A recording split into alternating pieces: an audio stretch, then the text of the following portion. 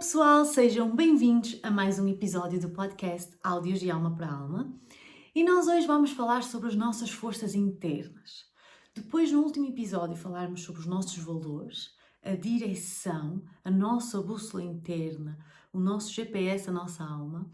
Nós hoje vamos falar das nossas forças, que são as ferramentas que nos permitem à nossa alma caminhar dessa forma. É a forma como nós colocamos em prática os valores. São as ferramentas, a forma para caminhar nessa direção.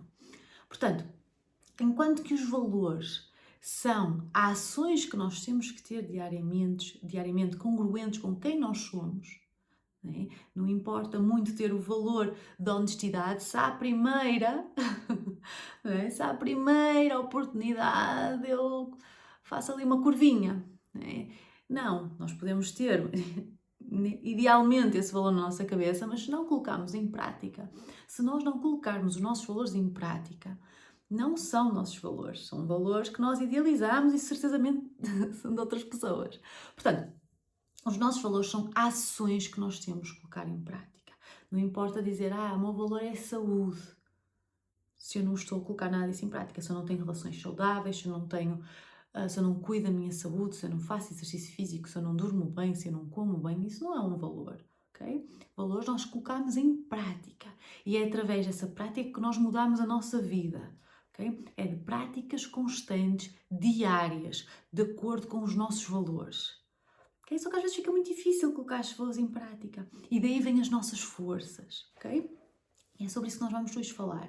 O que é que são estas forças?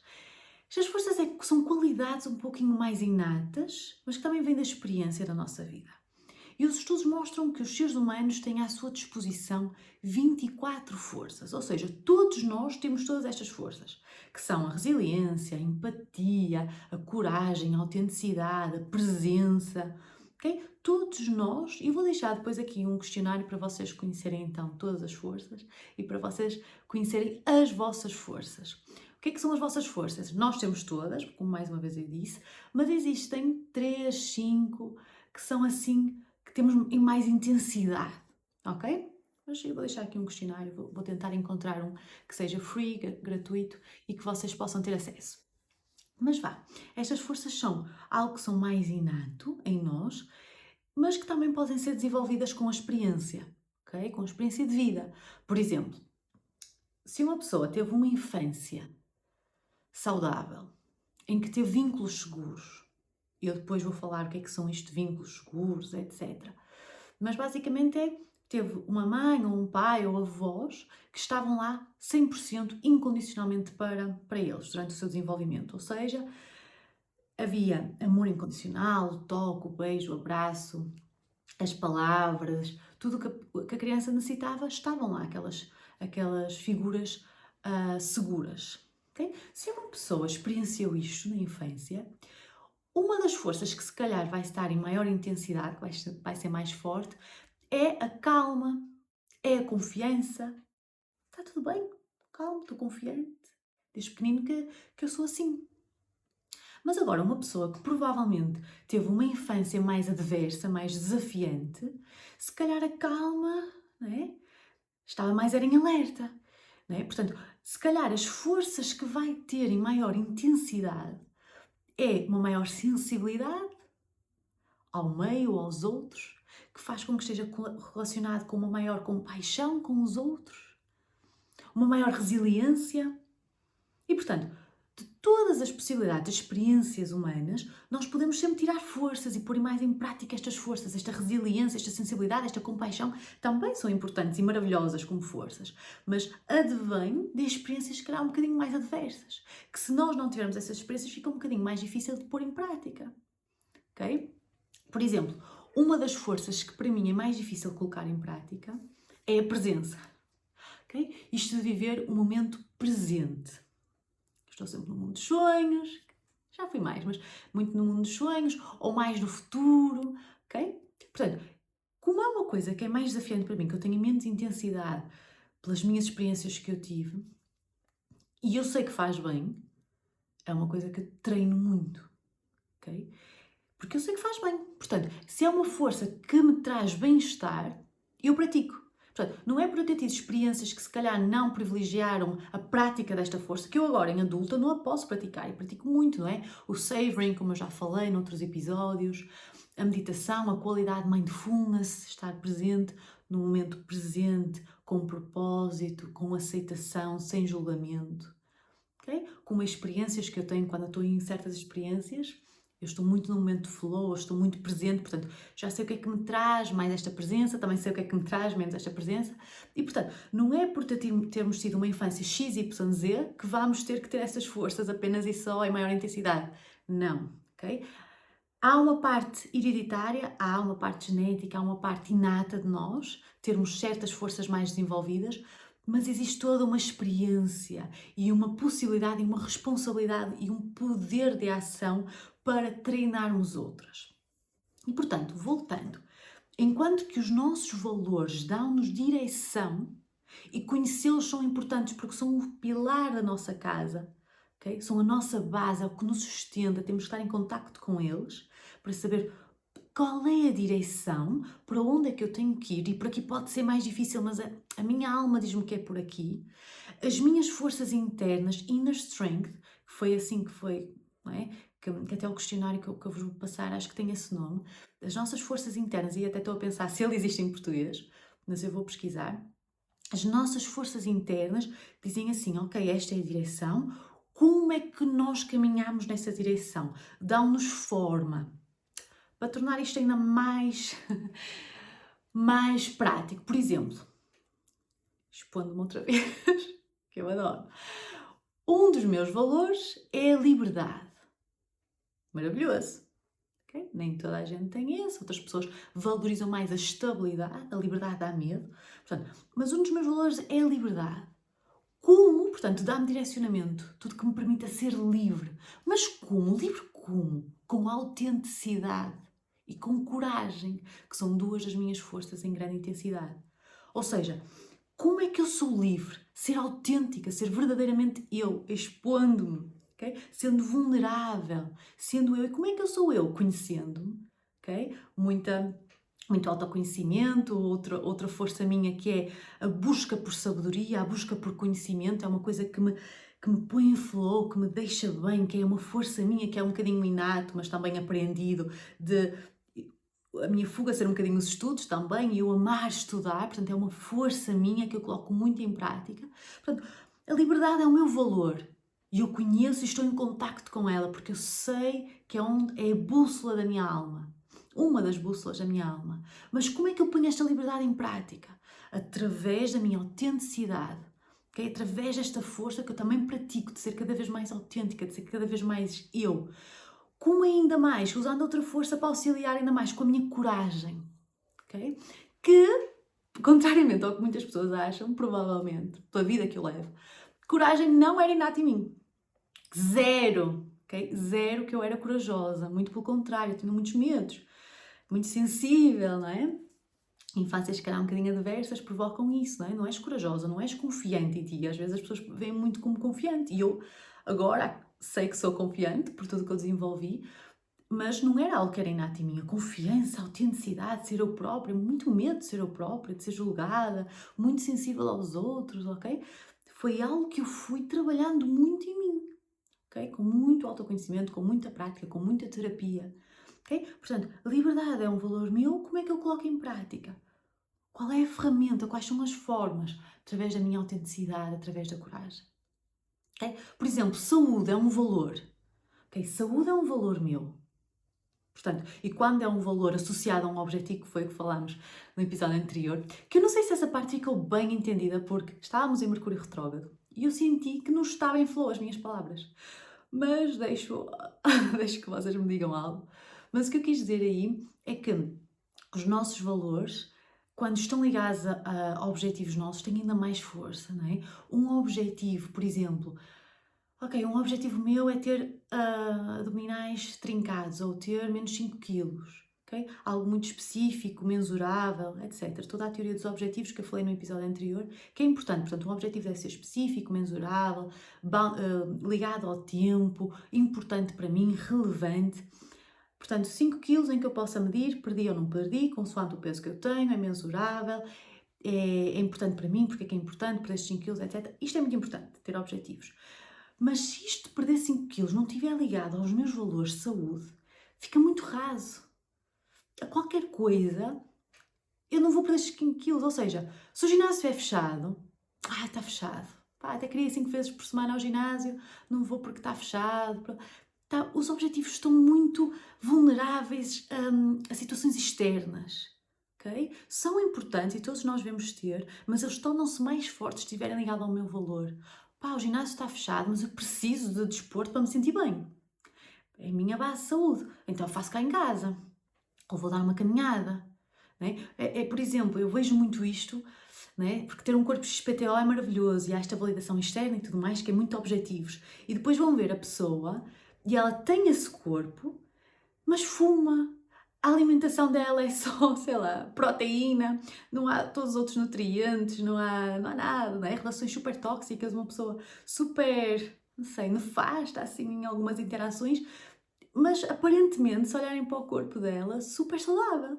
Mas aparentemente, porque depois tem muitas doenças associadas, e eu já conheci imensos casos de pessoas que vão ao ginásio, etc., mas saúde não está lá.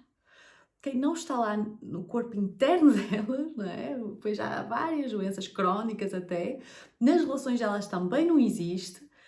Ou seja, há esse objetivo, maravilhoso, ainda bem que tem esse objetivo, mas quando eles estão associados aos nossos valores, é algo que vem de nós, que brota, não é? Claro que eu vou ao ginásio, claro, não precisa ser ginásio, pode ser pilates, eu amo pilates. Claro que eu também mexo o meu corpo, porque é resultado, embora eu possa nem gostar muito, mas é resultado de um valor meu, é resultado da minha saúde, eu querer pôr em prática, porque os valores são na prática, não interessa a imagética, não é? E eu da outra vez também falei da honestidade, mas não dei exemplo porque também não queria expor-me nesse sentido. Mas eu vejo muito isto, que é pessoas, é muito bonito dizer que a honestidade é um dos valores delas, mas à primeira oportunidade dentro da atmosfera delas, se puderem ser desonestas são, não é? Por exemplo, falamos às vezes de políticos que roubam muito, não é? Mas depois formos ver a atmosfera delas, que é mais pequenina, se puderem também, não é, desviar, desviam. Só que dentro da proporção de que elas podem. Se estivessem numa proporção maior de políticos que têm mais acesso, se calhar faziam o mesmo. Portanto, é muito bonito dizermos que há alguns valores de saúde, honestidade, isto e aquilo, mas se não colocamos em prática, se nós não somos essas pessoas, isso não é o nosso valor. Valor é prática, é ação, é direção. Okay? Não é imagética. E isso nós estamos aqui a ficar na maionese, não estamos conectados com os nossos pilares. Portanto, valores são ações, enquanto que as forças são a forma como nós lá chegamos. E, portanto, por exemplo, o valor saúde. Que força é que eu posso pôr em prática? Que é uma das minhas também forças que eu pratico muito, porque não sei se a minha base era essa, mas é a autodisciplina. Portanto, a saúde é o meu valor. Que força é que eu tenho que me ajuda a colocar em prática este valor, a dar-lhe forma, né? A colocar em prática, a caminhar uma caminho nessa direção, com autodisciplina. Portanto, eu pego num e pego no outro, e eu consigo estar mais conectada comigo, com as minhas forças, com quem eu sou, com os meus valores, com a minha alma, com aquilo que ela me pede. Ok? E claro, portanto, é algo inato e muito na teoria diz isso, mas eu vejo também muita parte da experiência. E se forem a fundo a estudar as forças, também dizem isso. Ok? Em que, por exemplo, a coragem, a minha coragem, nasceu do medo. No sentido em que, se as pessoas não se colocarem em situações que lhes dá medo, não se podem provar como corajosas. E repito, todos nós temos todas as forças dentro de nós, em diferentes intensidades. Portanto, tu tens coragem dentro de ti. Toda a gente tem a coragem, é inato ao ser humano ter coragem.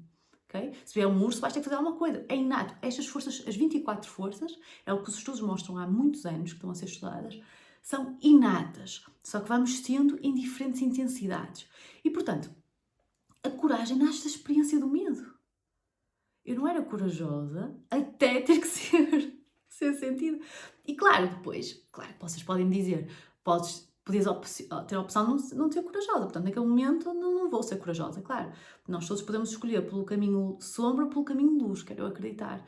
eu quero acreditar também que fui sempre escolhendo pela luz, não é? O que é que eu posso aprender com isto? O que é que eu posso, o que é que isto pode, não é? Trazer para a minha experiência, para ser uma melhor ser humano, etc. Portanto, a coragem nasce do medo. E se as pessoas não se expõem a situações que lhes geram um bocadinho de medo, porque o medo é uma emoção básica, muito importante de sentir, ok? Que seja experiências, que seja viagens, andar de avião, tenho medo num voo, mas que sejam coisas simples, por exemplo, mudar de trabalho, que também se calhar não é muito simples, mas, por exemplo, uma apresentação oral. Se as pessoas não se expõem, dá muito medo, nem faço, e nunca na minha vida, ó, vai fazer outra pessoa, mas se a pessoa não se expõe, ela nunca vai estar em contacto com a sua coragem. Não, consegui. Ei, consegui, olha como é que eu consegui fazer isto. Nem eu sabia conseguir fazer isto. Olha como eu ultrapassei isto. Nossa, eu tive caras com medo e eu fui corajosa. Porque está lá a coragem, só precisa de ser trabalhada, é como um músculo no nosso corpo. Okay? Portanto, a coragem nasce do medo, a resiliência nasce da adversidade. Claro, na adversidade, outra vez, tens duas hipóteses, podes ir pelo caminho sombra ou pelo caminho luz, mas se fores pela luz, quero eu acreditar, não é? Que nasce aqui muita resiliência. As pessoas só são resilientes porque passaram por muitas coisas. Eu não acredito que uma pessoa super privilegiada, né? E ainda bem, acreditem, ainda bem que existem pessoas privilegiadas nesta encarnação. É o que faz sentido para algumas delas, sem julgamento, não é? Espero na próxima vida até, aliás, ser eu privilegiada, não é? Mas imaginem, uma pessoa privilegiada que nesta encarnação faz parte, não sei, pelos karmas todos que tem, deve ter sido excelente pessoa noutras vidas, é assim que eu vejo, ok? Algumas situações que às vezes parecem injustas neste olhar muito linear e terreno e 3D que nós temos. Portanto, eu tento ver muito assim, portanto, uma pessoa altamente privilegiada nesta vida que não tem qualquer problema financeiro, que teve uma família super estável, heteronormativa, claro que ela passa por menos adversidades, provavelmente, e não treina esta resiliência, não é? E também não treina esta compaixão, não é? Porque a compaixão, sermos uma pessoa com compaixão, a compaixão nasce de estarmos frente a frente com a dor, de sentir verdadeiramente a dor, de conhecer intimamente a dor. Só uma pessoa que conhece intimamente a dor, que já passou por muitas coisas que doem, que fazem mal, que ferem, é que pode abrir-se cada vez mais para ter compaixão. Não só autocompaixão e compaixão pela sua experiência, não é? Nossa, estás a passar por isto, é difícil, mas nós vamos conseguir. É difícil, nós vamos conseguir, é desafiante, ok? Não só esta autocompaixão, tudo bem se estás triste, tudo bem, agora estás numa fase difícil, desafiante, tu tens estas forças, vamos lá pôr em prática, mas permite chorar, não é? Permite sentir, é só um ser humano. Pronto, muitas outras coisas de autocompaixão. Mas também compaixão pelos outros. Como é que uma pessoa pode sentir a dor do outro se não sente a sua? Não é? Primeiro, se não se sente dor, portanto, se é uma pessoa muito privilegiada e felizmente não passa por tanta adversidade e não conhece intimamente a dor, então não conhece a dor do outro, da escassez, não é? Da discriminação, de ter pouco dinheiro. Provavelmente já ouviram pessoas altamente privilegiadas, que acontece muito isto, a dizer vai só trabalhar. Para pessoas com problemas financeiros. Trabalha mais. Como se mais esforço e mais trabalho gerasse riqueza. E nós sabemos que não é assim. Nós sabemos. Mas para uma pessoa privilegiada a equação é muito linear. Se trabalha mais, ganhas mais. E não está preocupada se essa pessoa é mãe solteira, se já trabalha das 6 às 6 da tarde e agora não vai ter que trabalhar das 7 às 9 da noite. Porque se trabalha mais, ganha mais, vai estar bem, vai estar rica. Não, estas outras variáveis, de ser mãe solteira, de já trabalhar o dia todo, de ganhar muito pouco, enquanto se calhar a privilegiada trabalha 2 horas e ganha o dobro. Percebe? Estas outras variáveis a pessoa não sente, porque não conhece, não está intimamente ligada com elas. E portanto, se não passarmos a diversidade, não treinamos a nossa resiliência e a nossa compaixão, ok? E também não trabalhamos, não é? Portanto, a dor, esta perda, traz muita sabedoria. Não é? Às vezes eu ouço muito isso, tão novinha, já falas de forma tão diferente. Por que será? Por que será, não é? E eu gosto de deixar isso muito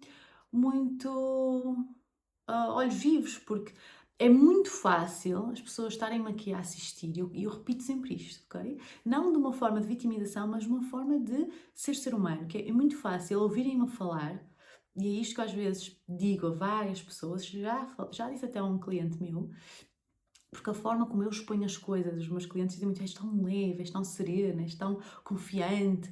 Eu às vezes sinto a necessidade de esclarecer que isto é trabalhado e tu também podes trabalhar. E que esta minha abertura de alma, esta compaixão, esta resiliência, esta força, esta serenidade, esta presença, como eu disse, é muito trabalhada. E só existe tanta abertura porque já há muito conhecimento interno com a dor. É por isso que há compaixão, porque eu já senti internamente muita perda. É por isso que há sabedoria, porque eu poderia ir para um lado sombra, escolhi se calhar o lado luz. Okay? Perdi isto. Dói. Passo por toda a dor, sinto. Mas depois o que é que eu posso aprender com isto? O que é que isto me traz que eu posso aprender? Como é que eu posso ser melhor ser humano? E também por uma outra vertente, não é? Efeito borboleta. Eu tenho responsabilidade. Se eu co-criei esta realidade, onde é que eu co-criei? Como é que eu vim aqui parar? Muitas vezes temos que ter esta responsabilidade sobre a nossa vida em situações de dor, que é como é que eu co-criei esta realidade e como é que eu posso, se eu co-criei esta, como é que eu posso co-criar outra? Vamos lá, né? Sentir, processar, agir. Vamos lá, Catarina Barros, né? E daqui nasce muita sabedoria, da perda nasce muita sabedoria. Isto vem do budismo, ok? Que é não é? O attachment, o vínculo. Tenho que fazer um episódio mesmo só sobre vínculos, né? Mas o budismo é muito sobre detachment, não ter vínculos a nada, não é? Ou seja, este microfone não é meu. É? Eu posso um dia perder ele não pertence à minha alma, ele não é meu. Então, se eu um dia o perder, eu faço, não é? Obrigada, volto sempre, mas eu não sofro tanto. É não estar com apegos. Melhor do que vínculo, eu gosto da palavra mesmo apego, porque estar apegado, não, eu não posso perder isto. Se eu perder esta relação, a minha vida acabou. Se eu perder este microfone, que eu gastei tanto dinheiro, não sei o quê, e agora é só um adereço no podcast, não sei se já repararam nisso. Mas este microfone, o áudio não estava grande coisa. E eu investi, não é? Investi nele, então há aquele apego, não, ele vai ter que servir, ele vai ter que servir, ele vai ter que servir. Não, não serve, ok? Pronto, fica aqui com um adereço, ressignifico a experiência, que lindo que ele está aqui, para dar uma coisa mais de podcast. E é isso, está tudo bem, ressignifiquei a experiência, é o que é, né? Ressignifiquei uma perda, é o que é aceitar, é o que eu tenho que aprender e vamos. Okay? Mas pronto, voltando, o que é que eu estava a falar? Claro que se há pessoas que não se sentem, não estão intimamente ligadas com a dor, vão ter menos compaixão. Mas também pessoas que sentem muita dor, que passam por dor, sentir é diferente. Se não estão a sentir, portanto, há pessoas também que não são tão privilegiadas e também devem conhecer e que passam por situações bem difíceis, desafiantes, mas como não processam e não se permitem sentir essa dor, portanto ela passa, mas se calhar fica lá guardadinha dentro do corpo, não é? Supressão emocional. Mas se não se permitem sentir aquela dor, elas também não vão sentir a dor do outro. Não vai haver esta compaixão. E estas pessoas normalmente são vistas como frias. Um exemplo. Portanto, as pessoas passam por dificuldades, mas não permitem sentir. Por exemplo, passou por dificuldades financeiras e depois vem alguém falar e este mês, e tem sido meses difíceis e estou com falta de dinheiro, não sei o quê. A pessoa que não se permitiu sentir vai dizer, trabalha, eu também já passei por isso. O que é que eu pude fazer? Trabalhei, olha, ninguém me veio ajudar, ninguém me veio pôr aqui um paninho quente, para que é que eu vou pôr agora a este? Há quase uma despersonalização, não é? Porque o que é despersonalização? É deixar de ver o outro humano como ser humano. Isto acontece em vários quesitos, inclusive no burnout. Haverei de falar sobre isso. Mas esta despersonalização é deixar-se de ver humanos como humanos. Eu também, olha, ninguém me veio ajudar, vou agora ajudá-lo. Há um distanciamento. E há um distanciamento dos outros, porquê? Porque também há um distanciamento do self. Há um distanciamento dele próprio. Ok? Desta compaixão, do sentir. Ninguém me ajudou. Claro que ele queria que alguém o ajudasse, mas ninguém o ajudou. Então não vai ajudar os outros. Então, se ele não sentiu, se ele não se permitiu sentir, nossa, é tão difícil, estou nesta situação tão difícil, não estou a conseguir ganhar o dinheiro, etc. Quando ele sai dessa situação, se ele se permitiu sentir, quando ele sai da situação e vem alguém falar, vai estar, eu sei mesmo como é que é te sentir assim. Olha, o que eu fiz foi isto, isto, isto. Se quiseres ajuda, depois diz-me. Eu sei o quão difícil é. É diferente do que, a mim ninguém me ajudou. Não. ok? Há muitas pessoas que passam também por situações difíceis, desafiantes, mas como não se colocam ali proximamente com a dor, depois não vão estar próximas da dor do outro, ok? Portanto, a coragem nasce do medo, a sabedoria nasce da perda, a resiliência nasce da adversidade e a compaixão nasce de uma relação íntima com a dor. E, portanto, experiências que nos façam sentir algumas destas coisas que são bem desafiantes, podemos tirar daqui, não é? Como uma fênix, todas estas forças em mais intensidade, ok? Mas existem outras forças.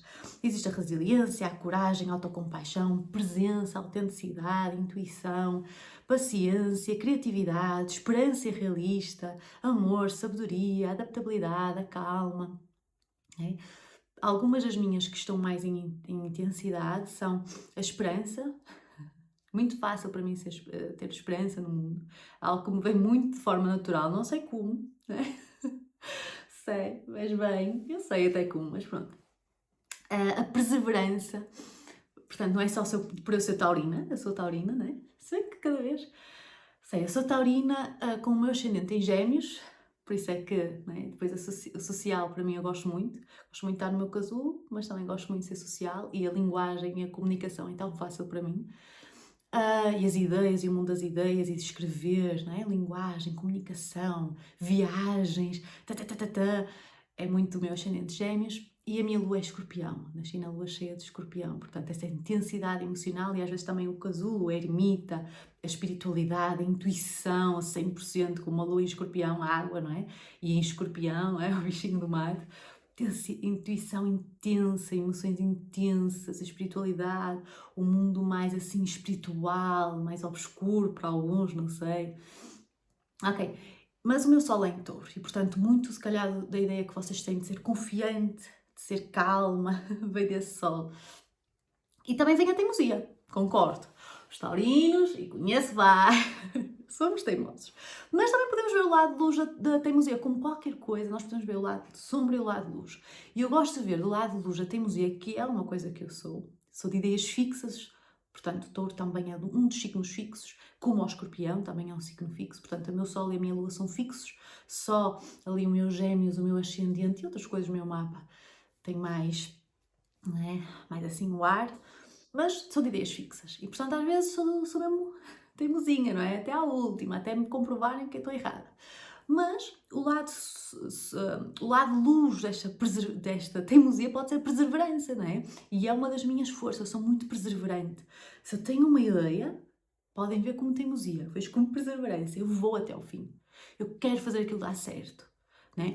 Por exemplo, o doutoramento, todos os estudos, não é? Eu estudei durante muitos anos, eu fiz uma licenciatura, 2 mestrados, um doutoramento, ganhei o prémio de melhor aluna. Depois, quando fui estudar para a França, também tirei um muito bom, que é tipo o máximo que tu podes tirar num curso de mestrado e licenciatura na França. Portanto, eu consegui isso, a média do 17, né? Depois o doutoramento, consegui um financiamento a nível, né, nacional, né? Fiquei logo nos primeiros lugares, blá blá blá.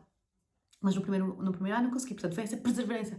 Eu sei o que quero, não é? Sei quais são os meus valores, quais são as minhas forças, e a minha força é perseverança, resiliência.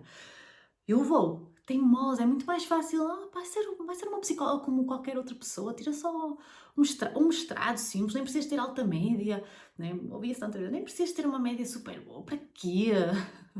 Para quê fazer tantas coisas? Ei, para quê? Para quê não sei? Eu sei para quê. Obrigado, beijinho, teimosa, eu vou por aqui. Tá, obrigado, tá, beijinho. Tá. É mau, pode ser muito mau, mas também pode ser visto com muita perseverança. Não. Eu sei o que quero e eu vou atrás. E custa, mais uma vez, colocar valores em prática custa. Às vezes as pessoas iam sair ao fim de semana e ficar em casa a estudar. Às vezes as pessoas faziam um whatever e eu estudava. E durante o curso foi muito assim. Saí muito, não é? Não quero passar aqui outra ideia. Saí muito, fiz muita coisa. Mas quando tem a ver com os meus valores, com os meus objetivos, com as minhas forças, eu não brinco, ok? Eu sei o que quero, ok? Portanto, uma das minhas forças é realmente a perseverança, a esperança, o amar aprender, a espiritualidade e a criatividade. Portanto, e é isto que eu vos quero dizer, das 24 forças, quando fizerem o teste, ou quando se a conhecerem um bocadinho melhor, eu já vos posso dar algumas perguntas para vocês conhecerem algumas das vossas forças. Depois, portanto, porque nós temos todas as 24, dessas, o que é considerado mesmo as nossas forças internas? As primeiras 3, 5. Basta conhecerem as vossas primeiras 3 a 5 forças e depois colocarem em prática todos os dias. Porquê? O que é que os estudos mostram? Que as pessoas que colocam em prática todos os dias algumas das suas forças, destas 3 a 5 por dia, são mais felizes. A adaptação hedónica, lembram-se do episódio da felicidade? Se não viram, vão ver. A adaptação hedónica é a nossa base de felicidade, todos nós temos, né? A base de felicidade do mundo anda aí no 7, que eu desconfio, mas pronto. E há muitas poucas coisas que aumentam esta felicidade, esta nossa linha de base. Há muitas coisas que fazem o pico, não é? Eu já fiz episódios sobre o dinheiro, sobre experiências, sobre comprar coisas. Há coisas que geram picos de felicidade ou picos de infelicidade. Mas todos nós tendemos a voltar à nossa linha de base. Por favor, vejam o episódio sobre dinheiro e depois vejam o episódio sobre felicidade. Sério, estão muito bons. E às vezes os episódios que são mais, na minha opinião, que são assim os melhores, são os que as pessoas menos veem. E que eu tenho menos downloads. Eu fico, ok, também estou a aprender convosco. Mas felicidade e o dinheiro, por favor, vejam. Ok, e portanto, estas forças, em conjugação com o que eu falei no episódio de como ser mais feliz, pôr em prática as nossas forças aumenta a nossa adaptação hedónica, como o exercício físico, cuidar do nosso corpo, saúde, ok? Certo? Como também o savoring, o saborear experiências, a meditação, ok? Portanto, estas são as coisas que nós sabemos cientificamente que aumentam a felicidade, que aumentam a nossa linha de base sempre, um bocadinho após a outra, até nós termos uma linha de base tão boa que coisas acontecem, mas eu estou aqui. E é esse o objetivo, não é ter picos. Os picos são maravilhosos e vão acontecer na nossa vida porque a vida é assim mesmo. Mas podermos voltar, não aqui, não é? Mas podemos voltar aqui ser a nossa linha de base, de bem-estar. Isso é o objetivo, isso é que é amar, ok? E portanto, as pessoas que põem as forças em prática todos os dias, por exemplo, a criatividade é uma das minhas 5 mais fortes. E quando eu estava no doutoramento era muito isso, não tinha muito por onde pôr em prática a criatividade, então também não estava muito bem. Agora que eu tenho mais possibilidades de ser criativa, quer aqui no podcast, com os assuntos que eu trago, com a forma como eu estou a projetar imensas coisas, e no meu dia-a-dia, com a pintura, com isto, com os quadros que eu faço cá para casa, é onde eu estou melhor, sabem? Quando eu coloco pequenas coisinhas, por exemplo, saúde, etc. Quando eu consigo pôr em prática, é que eu mudo a vida e sou mais feliz, ponto, a sério. Se eu tivesse que dar uma fórmula de felicidade, eu não gosto de fórmulas, não existem fórmulas, não é? Coisas rápidas, as pessoas mais querem é fórmulas rápidas, faz isto e vais ser milionário, essas coisas. Não existe muito isso na vida, nós sabemos que funciona. Mas se eu tivesse que dar uma fórmula do que eu sei que funciona, para a pessoa ser mais feliz, eu diria valores, forças internas e o teu Ikigai. Ikigai é uma palavra japonesa que veio de uma das Blue Zones até do mundo, que é Okinawa. Espero um dia lá. É uma das Blue Zones. Blue Zones, também posso fazer outro episódio sobre Blue Zones. Blue Zones existem 5 a 6, acho que são 5 a 6, zonas no mundo em que são chamadas as Blue Zones, onde vivem mais pessoas que chegam até aos 100 anos, centenários. E forem ver porque é que nessas zonas tão específicas as pessoas viviam mais tempo. E pronto, depois posso dar um episódio sobre isso, mas claro, tem a ver com a alimentação, tem a ver com o exercício físico, mas se calhar não o exercício físico como vocês pensam. E tem a ver com a gratidão, tem a ver com muitas outras coisas, e uma das coisas no Japão era o Okinawa, em Okinawa, era o Ikigai. Okay? Mas antes de fazer o exercício convosco, o Ikigai, como é que vocês podem descobrir as vossas forças? Portanto, 4 coisas. Pensa no dia em que estiveste no teu melhor. Okay? No dia em que te sentiste no teu melhor.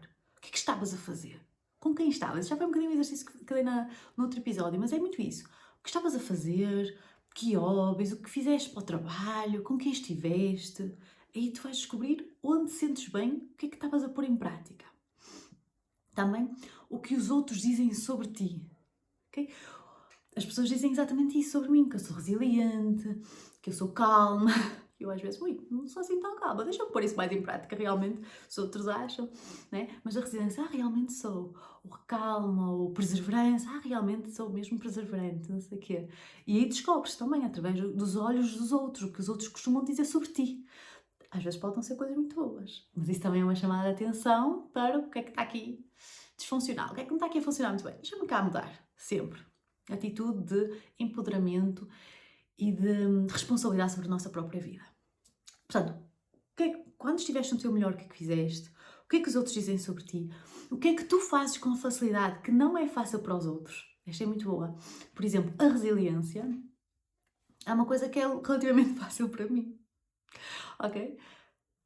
É um bom exemplo, porque realmente quando as coisas me acontecem, eu sofro, eu passo, eu processo e eu ressignifico. Já é algo que o meu cérebro faz muito automaticamente, que é, ok, deixa-me sofrer, não há problema nenhum, não morro com as emoções. O que é que são estas emoções? Conhecimento é poder.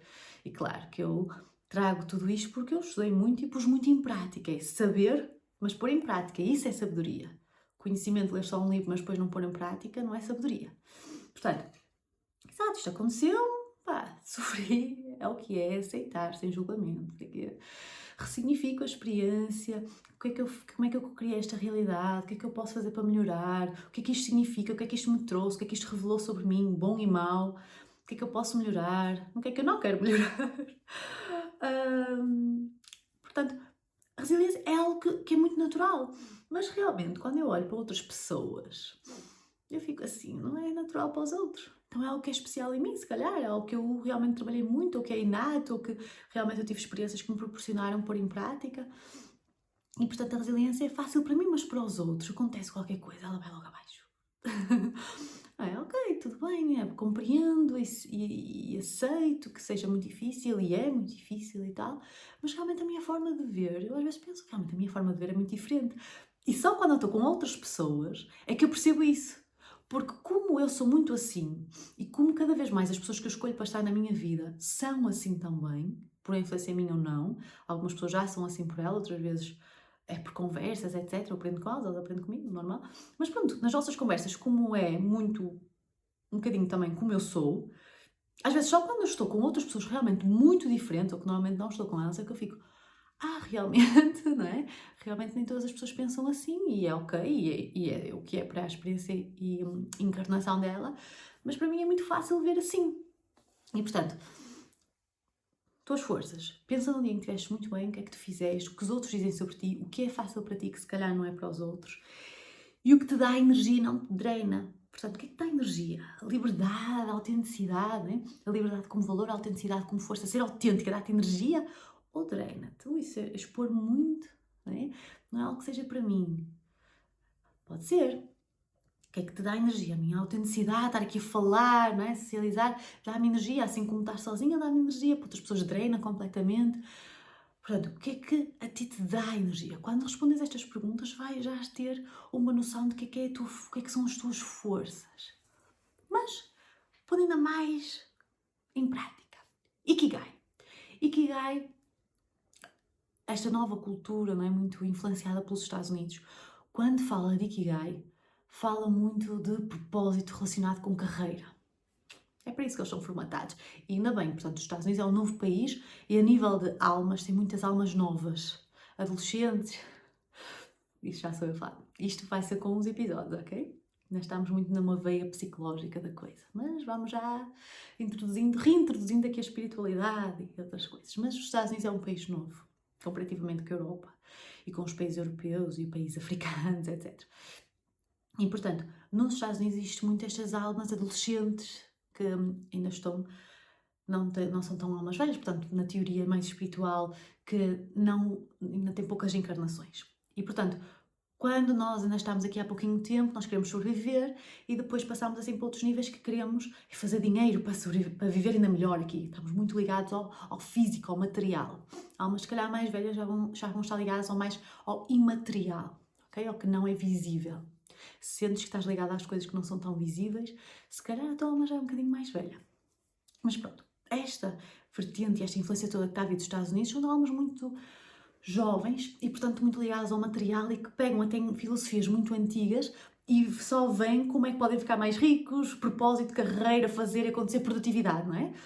Até o sono, não é? Que eu falei e falei de várias coisas sobre o sono. Vejam também o episódio de sono, acho que está muito bom.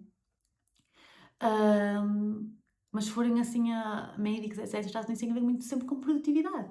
Estamos a mudar, porque né, está a haver aqui uma nova influência, estamos a entrar aqui numa era mais de humanidade, humanitária, aquária, etc, etc, etc. Estamos aqui a entrar numa nova realidade e, portanto, as coisas estão a mudar e ainda bem. E ao início é um pêndulo a vida, portanto, ao início mudou muito para um lado, estava a mudar muito para um lado de espiritualidade máxima, não é? Portanto, a vida é um pêndulo, vamos às vezes extremos para extremos e não estávamos aqui com Neptuno em peixe e tudo mais.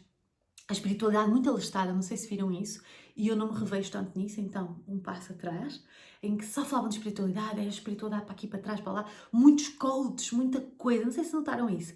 Este Neptuno em peixe trouxe muito isso, agora que ele está a sair e que veio um Saturno em peixe, este Saturno veio dar assim um bocadinho de rédeas às coisas, não é espiritualidade para todo lado, não é esta coisa, não é esse abuso da espiritualidade e dos coaches, do psicológico, não, vamos dar aqui regras, vamos trazer aqui coisas bem aterrizadas, né? Vamos trazer aqui sabedoria e não só conhecimento aqui no ar, aqui nas ideias, não. E então eu senti que era o momento também de eu mais aparecer, porque eu revejo muito mais nessa área, em que as coisas têm raízes profundas, ancestrais, sabedoria, não só regras assim superficiais e fórmulas e espiritualidade para todo lado, não, ok? Ok, tudo muito relacionado, tudo muito forte. Mas, anyway, e portanto, quando o Ikigai surgiu, que já surgiu há muitos anos, mas quando ele assim surgiu para a pop culture, para a cultura popular, veio muito aqui dos Estados Unidos, veio muito da carreira, veio muito aqui de propósito relacionado só com a carreira. E o Ikigai não é isso. O Ikigai é uma razão de viver. A palavra Ikigai vem disso, uma razão de viver. E às vezes está relacionado com a nossa carreira, na forma como nós nos doamos ao mundo e recebemos algo em troca, outras vezes não. Às vezes o nosso Ikigai é só cultivar o nosso jardim e ter umas flores muito lindas. Né? Às vezes é só ser mãe, ser só como se fosse uma pequena coisa, como, né? Maravilhoso, não? É as flores, que é o filho, é o que for, para os outros pode ser muito pequenino e eu deveria ter uma carreira e não ser só mãe, não sei o quê, não sei o quê.